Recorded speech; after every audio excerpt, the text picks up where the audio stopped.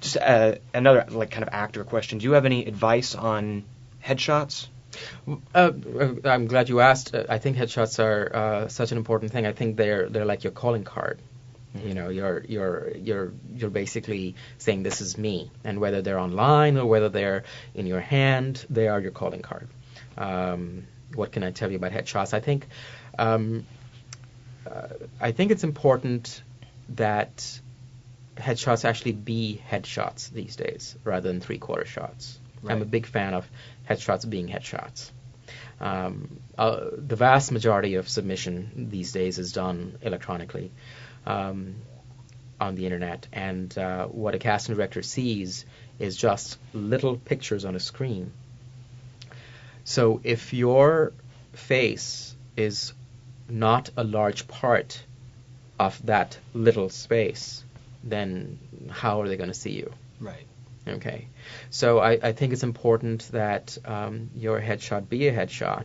What's the most important thing about headshots? Definitely, I guess, the eyes. They have to really grab your attention. They have to be very alluring, enticing. They have to say something. They have to say something. They can't be dead, and they have to be very interesting, and they really have to grab you. So the most significant thing is the eyes. Mind you, I think some actors they try so hard to make their eyes pop or create facial expressions or eye expressions that I think it ends up coming out forced or strange or off.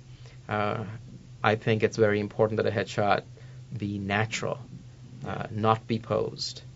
And I think it's really important to work on that before you go on the shoot, so that you are natural and not posed. A good headshot photographer is vital. Someone who has a good reputation for taking good headshots. If you're going to really do yourself justice, don't go to someone who's just doing it as a hobby, or who's doing it without really knowing what they're doing, or someone who's only well known as a photographer but not for headshots. Right. I think it's someone who has a good reputation for headshots, and you have to have good rapport with them. Yeah, compatibility is really important. Yeah, you have to have good chemistry with them. So you really have to go in first and meet with them and see if you have good rapport with them, and then you can ask them questions about wardrobe, about your type. It's useful, very important to know what your type is. So when you're going in for the shoot, not only are you wearing clothes that fit your type, your type meaning what you're going to get cast as. Developmental actors should really be working on that in terms of knowing what their type is. Established actors quite clearly know that already. Yeah. But you should be wearing clothes that fit your type and are able to portray that. And then the entire mechanism of how you prepare for a shoot like that is like preparing for a really, really big audition. Because this is going to represent you for the next year or two. Yeah. And so you're really going in for a big audition. So what are you preparing? You're preparing thoughts, you're preparing feelings that you're going to be thinking, that you're going to be emoting when you're being shot, so that that's what comes across on camera. That's what comes across in your proofs or in your shots.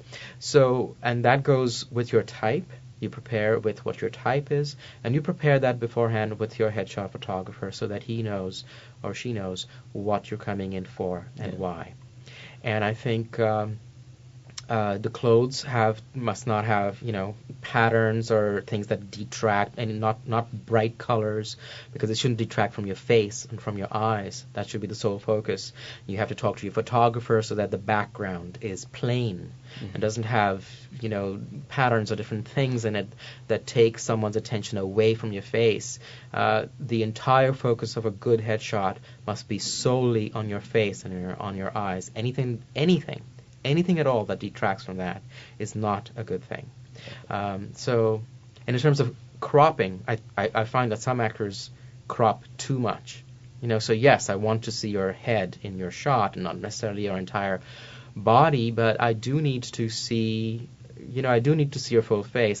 Sometimes the top of the head is cut off so much that I'm always thinking, I would really like to see what the top of her head looks like. I would really like to see, what his hair really looks like. And so too much cropping is not a good thing. And retouching, some people do way too much retouching.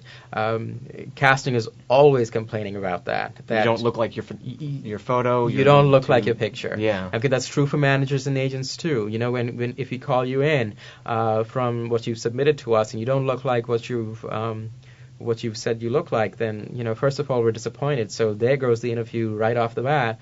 And then secondly, you know, we're just not happy about the rest of the interview anyway. So, you know, retouching, yes, it's okay as long as it's a little bit.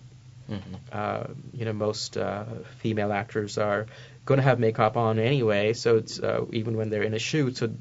So maybe a little bit more retouching on that part is okay. For guys, I think it should be very, very little. Yeah.